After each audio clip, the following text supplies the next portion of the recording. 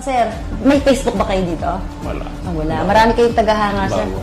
Marami kayong tagahanga at pinupush nila yung pagpapalaya sa inyo. Kailan po ba kayo naipasok dito, sir? Dito, October 2018, kami namatay. But we were in jail sa custodial ng Army. Sa Bulacan po ba? 2014. I was in Bulacan noong early 2014, mga August.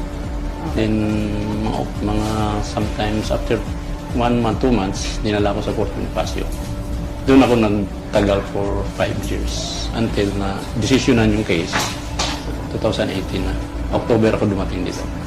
Hello po mga kasolid, kasama po natin ngayon due to insistent public demand na makausap po natin si retired Major General Jovito Palparan. Junior. Junior. Junior! Yeah. Junior. Ayan po. Yes. So yun po yung complete. Ano po nickname niyo, sir? Sa Army, tinatawag na akong Joby. Joby. Oh, yan, normally yun ang tawag sa akin. Junior ako, John Pinsan. Yes. Ayan po. Masabi ko po, gwapo po si sir sa personal. Kasi pinapakita sa media, parang ano po. Ito po katanungan, sir. Sino po bang nagpakulong sa inyo? Well, actually, initiative ng NDF to. It has been a long, sa kanila, campaign nila against me. Since nakilala nila ako, I think, sa Bulacan Mayos Battalion Commander. NDF, National Democratic Front. Yes, so, yung... Front po ng mga CPP, NPA. Front of the CPP, NPA, Okay po. NDF. So, ang umpisa doon, Ninin Mindoro, tumindi ng brigade commander na ako. I was neutralizing them in Mindoro. Na-clear naman natin ng Bagya, but hindi ako nagtagal doon because of their move pa rin na maalis ako doon. Opo.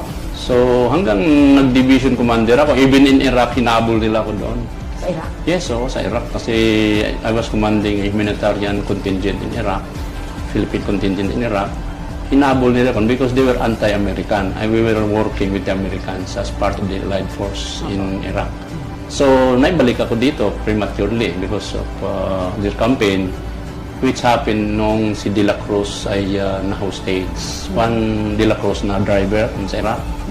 So, na-hostage yun. Then, lumabas na akong commander noon, nalaman nila, nag-rally-rally sa rin. So, I was brought back dito. Nag-withdraw tayo ng contingent natin doon at that time. So, nag-division commander naman ako and nandun pa rin, we were confronting them in Samar. So, I was only 6 months doon because it was time naman of the president then Jamie na mayroong impeachment nung araw. So, parang nag-move din sila na alisin ako doon because they were pressured by my campaign, allegedly, ganun. And then, with that, the president was also pressured dahil, to be impeached siya at the time. So, dalawang congressmen doon ang demand na palisan ako doon. Because these congressmen work with the NDF. Party list po ba ito? No, real district congressmen who were their allies in that area. Kasi malakas ang bayan muna doon. Anak Pawis, yun ang mga allies nila doon. They won by their support. So, sinamantala nila. So, naalis ako, napunta akong Central Luzon where I had also an intense campaign na doon naman nila ako, this case was occurred in that incident in Bulacan. I was the commanding general. So, allegedly, may dalawang estudyante doon ng UP who are not students, who were not student anymore kasi they have been out of UP for 5 or 3 years. Dalawa yun. Isa 3 years, isa 5 years. So, they were actually top-ranking NPA commanders, itong babaeng Commanders na po sila. Pero pinalalabas sa media, mga UP students. Pero commander na po. Oo, na-commander na yun. Ano po ba ibig sabihin pag commander na ang isang NPA? Pero it depends kasi katulad ng babae noon, they were, I think, yung isa was commanding a district. Depende sa unit nila. Kasi may platoon, guerrilla. So, they're commanding platoon. Pero mayroon silang committee. Yung committee naman, ang mamahala yun sa more of Pero very sila, kasama rin sila sa armado. But they also appear sometimes as normal na na NDF worker. Okay po. Like nakikipag-merge sila sa karapatan, Pero itong dalawang babae na to, they have been out of public kasi na ito eh. Yung sa research ko to, nag-underground na talaga itong dalawa. And they were identified with by the people in that area as armed elements. So, yun ang findings ko. after nung ano na yung incident na yon. So medyo nag-research na kami sa mga ano nila, yung intelligence natin. So that was the information. And they were really with the NPA. Yun ang ano doon. But since allegedly they were kidnapped by our troops, na kinasuhan nila ako without even a single evidence. Walang real hard fact, ano, turo-turo lang. Yan, oh yes, General Palparan, kasama, nakita ko yan. Ganun lang eh. Hearsay nga lang eh. That's why I was griping in this, the decision of the judge at the time kasi masyadong bias. It was, hindi nga ako nag-worry. I faced them initial at DOJ. At DOJ at that time actually, under De Lima na. Si De Lima po. Yes. And De Lima was already anti-Palparan already at the time perhaps because she was the, ano siya, CHR commissioner. At itong mga ito, lumalapit sa kanya. Doon sa CHR. And din nagkaroon din kami ng kunting conflict with the CHR that time, with De Lima specifically. Kasi, inaano niya, nag-investigate sila regarding PhilAm allegedly working here and doing studies. Pero we found mayroon kaming ito pa lang ito. She was alleging that woman, I think Melissa Rojas, I remember, ina-allege siya na kinidnap din siya ng military. I was not the commander anymore. I was in Congress. I was once a congressman for a short time, period. No? So, nandun ako, nagkaroon ng incident naman doon sa pinanggalingan kong division sa 7th Infantry Division. So, nung umabas yun, in media rin for 2 weeks na, for 1 week ata, so these people from 7th Division nag-consult sa akin, paano ba namin i-handle itong media? At that time, inaano kami, sila sabi nila, tinitira na kami dito. Sabi ko, open lang nyo yung gates nyo, entertainin lang yung media, then answer the question as much as possible. Truthfully, possible. Ginawa naman nila, pero hindi rin hanggang may sumulat sa amin na giving us facts and picture and videos of this Melissa Rojas with the NPA. Handling guns, sa bundok, nag-training siya. So we showed it in media, in public. Nagalit si De Lima, pinatawag kami. Kasi daw we are parang minamadil namin yung investigation niya.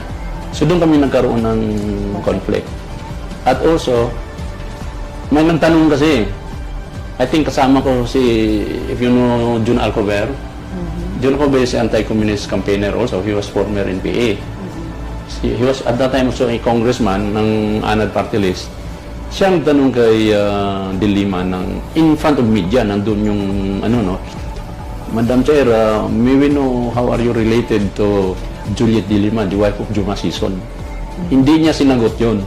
Yung sabi niya, are you trying to question my credibility as CHR, ganun na? Parang siya? Trigger. Oo, nagalit siya, in other words, no? So, hindi niya sinagot, sabi niya, I'll answer that question in proper forum, sabi niya. Sabi ko, what forum? Sabi ko nga, nandito tinatanong ka, sabihin mo kung anong totoo. So, ganun ang galit niya sa amin siguro, parang kinahiyan namin siya. But we're just asking her real relation with the chairman of the Communist Party, which was important to us because opposite to us at that time were their group, the CPL, Ocampo was there, and other personalities of the CPP. Sator Ocampo and others, nandun si Teddy Casino ata. And at that incident, suddenly, one guy jumped out of the room of De Lima, family room, kasi yung hold on, where she was presiding, adjacent yan, room niya. Doon lumabas yung isang lalaki na hawak-hawak yung, I don't know kung buti yun, gusto akong pukpukin. Yung pala, it turned out, yung bata na yun, or a guy there, was the witness of the alleged 2 students. Na itong 2 dropouts, I would say. Siya pala yung witness na allegedly nakita niya ako. Sabi niya. So galit na galit siya daw na doon. Muntik ako mapukpok. Buti na lang may mga security doon na inattack niya ako in other words. And De Lima went into his defense na yung do not touch this boy. Huwag lang gagalaw kasi yung security namin. So that was our with De Lima. So, umupo siya sa Justice Department, DOJ, that's the time na nabuhay yung kaso. So with her, I think, yung kanyang, with the left, nagamit dito.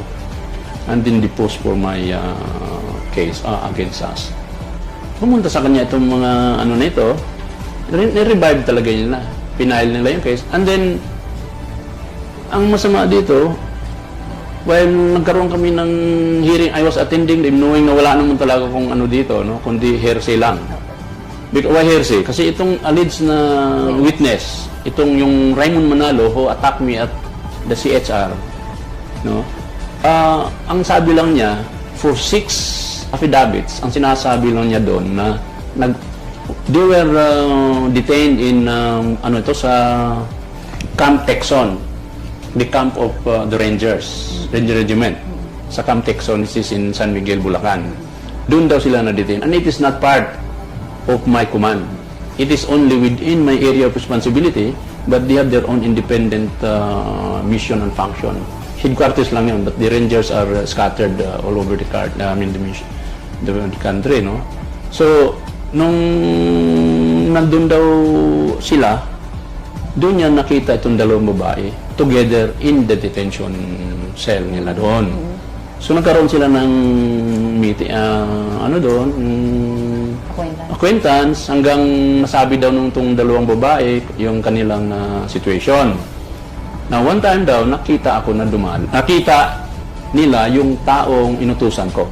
So in his 6 affidavits, sinabi lang niya na nag-utos ako ng 2 tao para daw kunin yung 2 babae at kausapin ko. Meaning, kung kausapin ko, pinasundo ko, itong statement na pinasundo ko daw sa Camp Texon para dalhin sa akin. And then even niya like after 2 or 3 days. So meaning, wala ako. Bakit mo susunduin yun doon kung nandun din lang ako? So, pinasundo ko daw yung 2 babae para kausapin ko somewhere else na nandun ako. So yan ang statement niya, 6 affidavits yan. Actually, 3 yung ganito yung statement. Yung other 3 affidavits niya, walang sinabi tungkol sa akin at sa ganito ng babae. Pero itong 3 affidavits, yun ang sinabi nila. So, kampante ako because for 9 years, that statement it was consistent for 9 years kasi the incident happened in 2006. And nung nahuli ako, 2014, nagkaroon ng hearing or he stood as a witness in 2015. Noong 2015, before 2015, noong 2012, yung 2 kong kasamang nahuli, nag-witness na rin siya against them at consistent pa rin sinabi niya, nagpasundo daw ako ng 2 tao, isang tao na naka-forma daw, maganda daw ang forma, tao ko daw siya, at sinundo daw yung 2 babae at binalik after 2 to 3 days. Now, nung umupo na siya 2015, I think February noon, sa hearing sa Bulacan, he suddenly changed his statement. Na-twist niya yung statement, sinabi niya, nandun din ako sa sasakyan, in the van. So, paano maging, yun? Bigla kang, nagka-amnesia ka ba? Ba't mo ngayon lang sasabihin yan? Samantalang noong 2012, nung mag-witness siya dito sa 2 nauna kong may kaso, ang sinabi niya, consistent siya na ganun din. Verbal testimony, sinabi niya na sinundo. Tapos ngayon, na ako na yung kaharap, ako na yung linilitis, sasabihin mo nang nakita daw niya ako in the van. So, yun lang yung basis ng judge to judge me as guilty. That's the only wala nang iba. Walang solid evidence. Walang solid evidence. Mayroon bang picture, Yes, mayroon bang audio, tape recorder, mayroon bang materials na nakuha siya from these women. Tapos isa lang po ang nagsasabi. Siya lang ang nagsasabi. witness. Siya lang talaga nagsasabi na ganun daw. So nakita din daw na ako. But look nung sinabi niya nakita ako, on the first day na sinabi niya, bumaba daw ako sa van na sinakyan ko, van na puti.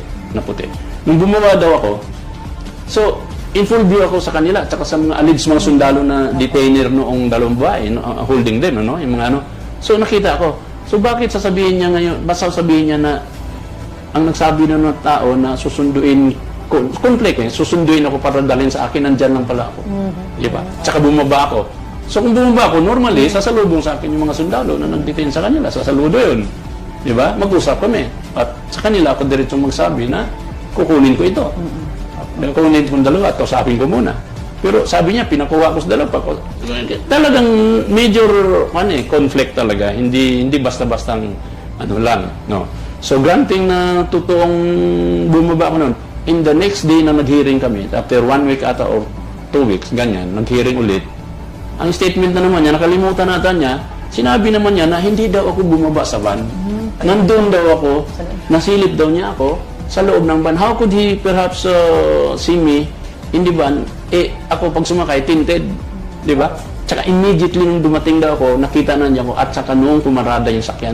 How could he, umupo daw ako sa harapan ng van. How could he see me na dun sa harapan na ako pag umupo at may status, very controversial na general, upo ako sa harap ng van, marami naman akong tao, security, umupo dun, di ba? Normally, admin or ano mo, aid. Upo ka sa gitna ng van, may tao ka. So, talagang wala, out of ano ito, kung yung ginagawa ng judge, yung kanyang basis ng judge, wala talaga. Totally ignore yung aming evidence. That's what I can say. Ito na nangyari. Nagmumukha pong planted po yung witness. Perhaps, ano doon, no? He could have, kasi yung ano niya, mukhang maganda man yung narration niyang iba, he could have suffered something. Pero, seeing me there, that is impossible. That's not true. Yun ang ano doon. Ngayon, isang sundalo namin ngayon, nandito ngayon, Ranger, na nasa intelligence community noon. I don't know kung kilala niyo si Osorio. Sir Sergeant Osorio, nakakulong ngayon. Itong tao na ito, 2011, nag-hearing kami sa DOJ, Mocan, nag-request ako ng additional security from the Army. Kasi, kunti lang yung security ko. Pinagbigyan naman, binigyan ako ng 4 o 2 tao pala yung kahapon, yung 2 sa ibang lugar. Binigyan ako ng 2 na umupo sa likod ko. Now, pinicturean nila. Pero nakasalamin yung sundalo, nakasibilyan. Kasi additional ano ko lang yung kinubiran lang yung, kasi ang dami nila puno nila yung hall sa Court of Justice ng DOJ. So, medyo threatened ako. Kasi nagdagdag ako ng tao. Nakaupo doon, pinicturean nila. Then in the next hearing, sinabi na nila na itong tao na ito, kasama daw sa kidnapper. Nangidnap daw ito. Hindi ko naman kilala yun kasi ano yun, bagong ano nga, inugment nga lang sa akin. Ang nag-asikaso yung aking personnel ko na security officer. So, nagulat kami until we found out the name na Osorio ito. Details sa ano, yun yung ni-request ko pala na sundalo na augmentation na security ko. From then on, sinama na siya, kinulong na siya hanggang nandito ngayon. Hanggang ngayon. 8 years na siya. Pero mo, nag-escort lang sa'yo. Hindi mo nga kakilala. Tapos, ang DOJ, Navera, Pedro Navera. Is a guy, ano ito, masyadong, I don't know kung, masyadong alam niyang mali. No? Alam niyang mali. But still, he pushed for the case against Osorio. And then this judge also confirmed that, no, inano niya. Dinesisyon na nila itong taon lang kaalam-alam. Nagwawala ito noon, iyak na iyak pa ito. Di na yung career niya, naputol bigla. Maganda ang career nito. Now, how could he join us in, halimbawa, kung ako man ang mastermind doon sa kidnapping na yun, why would I invite or take with me a guy na kasama sa alleged incident na nandun yung complainant, nandun yung mga witnesses? Ba't ko siya isasama, di ba? Common sense. At saka yung tao na yun, papayag ba yan kung kasama sa kidnapping? Sasama kaya yun, kayo, Sergeant? Sasama ka ba? Di ang gawin mo, sir, huwag niya akong sama dyan kasi involved ako dyan sa incident, di ba? He will not. Pero wala naman siyang itatago, so sumama siya. Yun ang nangyari dito sa isang sundalo, nandyan ngayon. And then may another officer pa, na nakita din daw nila dun sa area because the new letter, din sa isang hearing naman ng Supreme Court, ng habeas corpus, mamatin ito, invited lang ito as resource person. Ngayon, sinabi na, ay, ito kasama ito. Ginanon lang, turo-turo lang. All alleged. Ng isang another complainant. Si Osorio tsaka ako, itong anotado tsaka ako, yung officer, Colonel Anotado, pareho lang kami isang complainant. Itong Osorio, another complainant. Another witness. So, yun mo ka ang nangyari sa amin. Kaya na-shoot kami dito. Wala man lang ebidensya talaga. Nothing. Puro lang physical evidence. Puro lang. hearsay. Hearsay lang talaga. Na walang... Itong sa dalawa talagang makita mong invention lang. Ganun din yung sa akin. Pero very glaring pa yung kay Osorio at kay Notado. Kasi, pareho sa amin Ang affidavit nila, sinasabi nila na ganito. Wala itong dalawang ito sa mga initial. Pareho kami. Din suddenly, nung makita nila, nilagay nila sa affidavit nila na nandito itong tao ito. Ganun lang. And then the judge favored on that, that Kahit pabago-bago po. Bakit pabago-bago ng statement. So, kaya ang tanong mo kung sinong nagkaso sa amin, is the NDF supported by De Lima. De Lima has an axe to grind against me perhaps. So, sa tingin ko. Yun ang ko lang. Napaka-unfair naman po pala sa Very much. Kasi 5 years na akong nakulong. Itong Osorio at saka Anotado, Sergeant Osorio at saka Colonel Anotado, 8 years na yan. Going 9 years na sila dito. So, I don't know how we could correct what has been done to us. Kung saka kung tinatawag na injustice. That's injustice. There is miscarriage of justice. Justice sometimes yung justice system talaga natin is in question. Yun ang problema. Because the judge has all the he has all the freedom to evaluate his evidence based on what he just wants to believe. Hindi yung actual Facts. na facts. Hopefully, sa appeal, I hope we're on appeal, so I hope could be able to get justice. Natutulungan po ba kayo ng Philippine Army sa gastusin nyo para sa kaso, katulad po ng mga lawyers? Initially, noong hearing pa lang sa DOJ, wala na rin pala. Si Osorio, I think, tinulungan initially because he was active. Pero ako, wala na. I had my own personal lawyer. Gastos ko. Gastos nyo po. All the way, gastos ko yun at the whole case. Gastos ko. Pero ang tulong ng Army, masasabi ko, nung kinuha nila ako, in-accept nila ako dun sa Philippine Army Custodial Center. So, we were accommodated there, although just as prisoner. Pero at least, okay naman yung treatment niya sa amin doon. What we were after only was security. Pero the rest naman we were treated as really as prisoner or detained. Balita ko po, marami kayong mga supporters po sa Philippine Army, lalo na po nung nakulong kayo sa Bulacan. Yung mga junior officers daw doon po ay nag-file ng leave o ng bakasyon po para lang mabantayan kayo. Para po, dahil nga po, yung at the expense of their career. Dahil gusto po nila kayong bantayan, ano po masasabi niyo doon? Well, limited na lang yung information ko on what they did kasi bawal sa amin ng cellphone, Facebook, bawal na. But I heard na may mga officer nga who came out openly to support us, to support me as sa effort na ito. And maybe it's because they know na we are just doing our job. And these people, parang mga dati ko na silang tao din nung araw. Alam nila, kilala nila ako as their commander. Kahit pa yung iba, hindi ko naman nakasama. But I think they understand what we were doing. Kaya to them, pasalamat ako. Extend my, sa kanila, my gratitude for all their effort until now. I think whatever means, whatever way. Thank you. Thank you sa kanila. Sir, ano po masasabi niyo dito sa binuo pong task force para po matigilan na po itong to end terrorism, communism? Well, hindi ko naman nabasa ito. Hindi ko naman. But having been with the armed forces before, I think this could be a summary na of what we learned before, no? Kung ano na yung natutuhan natin. Hopefully, ito na yung pinaka magandang concept na na-adapt nila. So, I think kung nagawa man ito ng mga dati na alam yung problema, then I would say hopefully it will succeed. It will kung talagang mayroong nakikita silang paraan dito. Sir, ano po ba ang magandang gawin para mawakasan na po itong terorismo ng CPP-NPA? Ako mayroon akong idea, of course. Maano ang idea ko doon. Siguro, medyo matindi na yung idea ko on this kasi sa tagal ko dito, servisyo ko, matagal dyan, ano. Ang masuggest ko talaga dito, we have to improve our performance in the field sa trupa natin, sa troops natin. At magtatrabaho to talaga to dapat ng dibdiban. Totohanan na trabaho. Now, at the level naman ng political leaders natin, ibigay lang yung full support. Now, this is high time actually na matapos to because I believe in the President's leadership.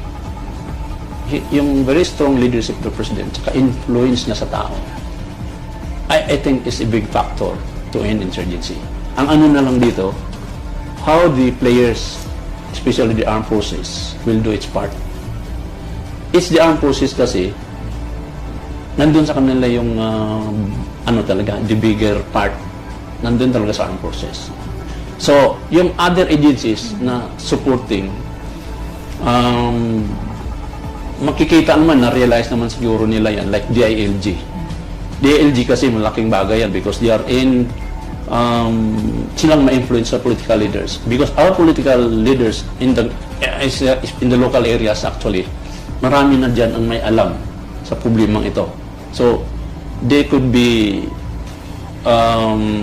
supporting our enemy or they could be on our part. So, ito ayusin mo talaga dito. But under the President leadership, I think mas madali-dali ito.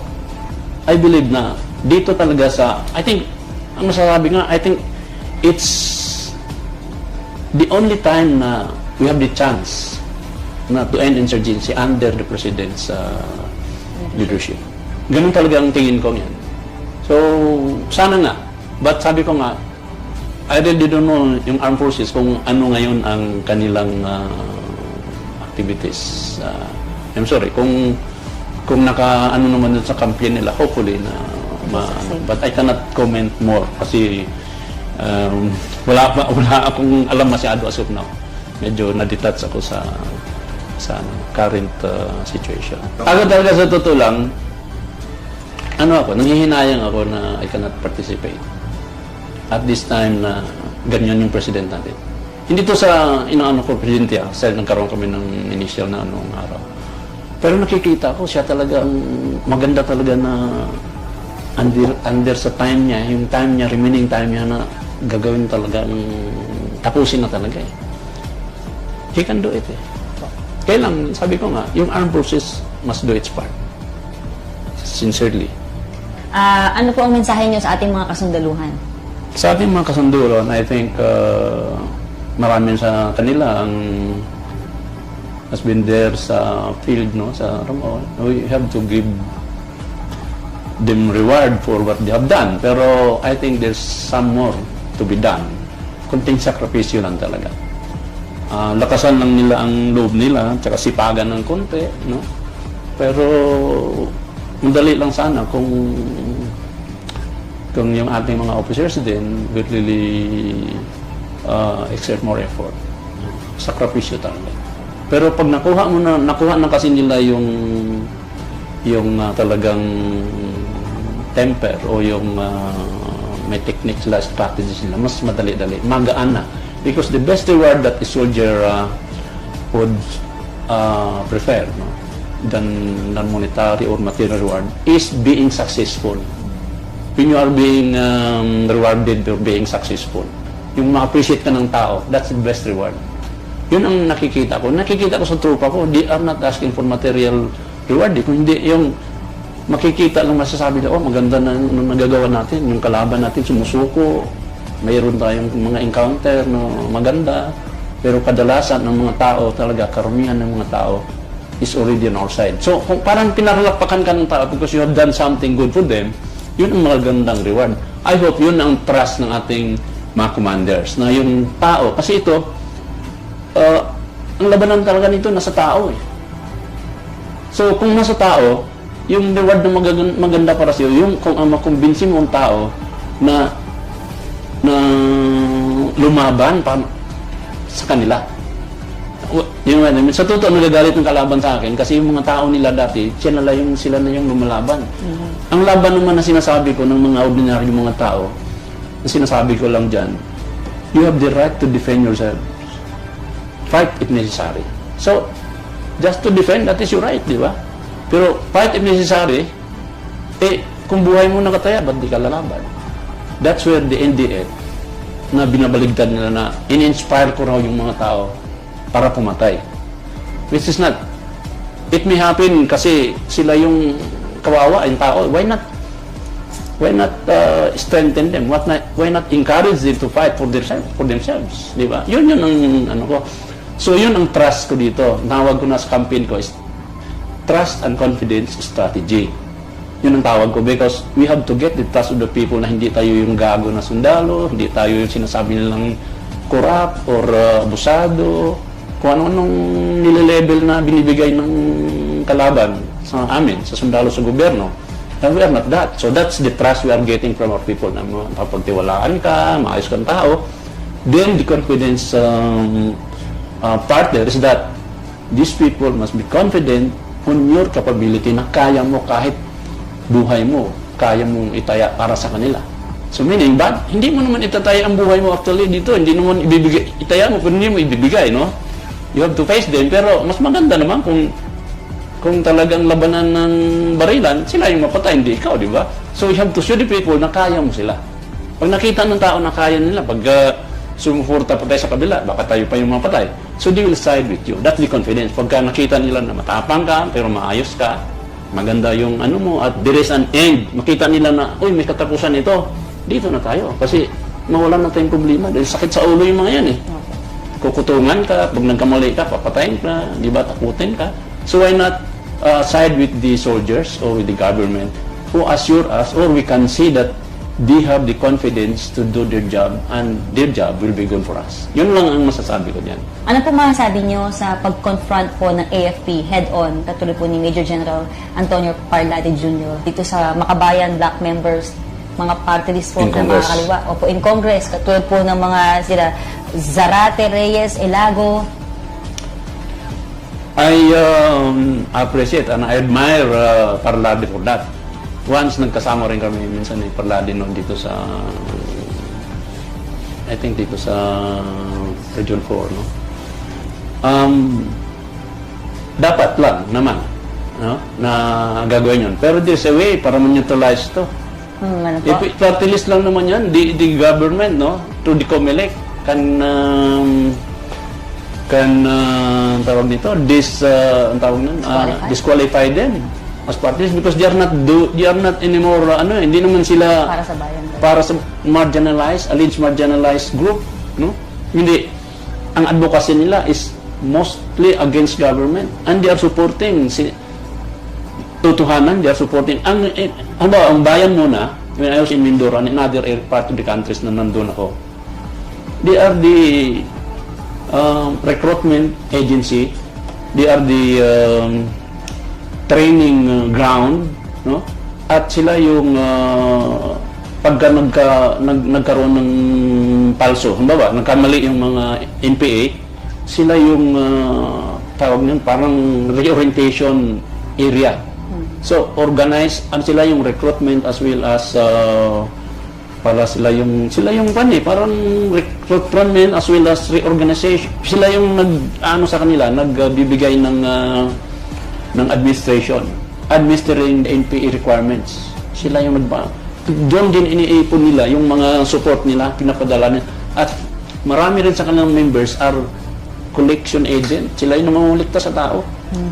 So bukod pa sa pondo ng bayan na ginagamit para sa mga NPA. Ginagawa ko silang, nung inabutan namin minsan dyan sa Mindoro, yung mga NPA hinahanap namin, inabutan namin doon mismo sa headquarters ng bayan muna, nagpapahinga kasi yung iba may sakit, yung iba nagkasala, so they are tinatawag nila ng disciplinary action, DA. Yung disciplinary action, ni-reorient sila. Kasi iba na-discourage na, so naging rehabilitation nila doon sa bayan muna. Naabutan namin yan namin. Para mas palakasin pa itong armado. Palakasin nila yung mga armado. So sila yung nagbibigay buhay talaga sa kalaban. So yung real participation nila in the field, yun. Ito yung mga tinatawag na NDF. NDF. Bayan muna mismo masasabi ko nung nasa Mindoro ako. And even in Samar. Kasi doon na nagtatago, hinahanap namin yung NPA na nawala na sila, inabutan namin sila doon. But you cannot arrest them kasi wala ka namang warrant of arrest. Tsaka wala naman silang baril. Pero, lahat ng tao nagsasabi ng mga sumuko sa amin, nakasama namin si Rian. Yan yung mga kasama namin sa bundok. Ito, commander ng platoon. Ito, is wife, yung sandatahang uniform banda. So, kilala nila. So, they took care of the people. They are taking care of the people. Itong bayan na The armed group. So, tingin ko sila yung support base ng New People's Army.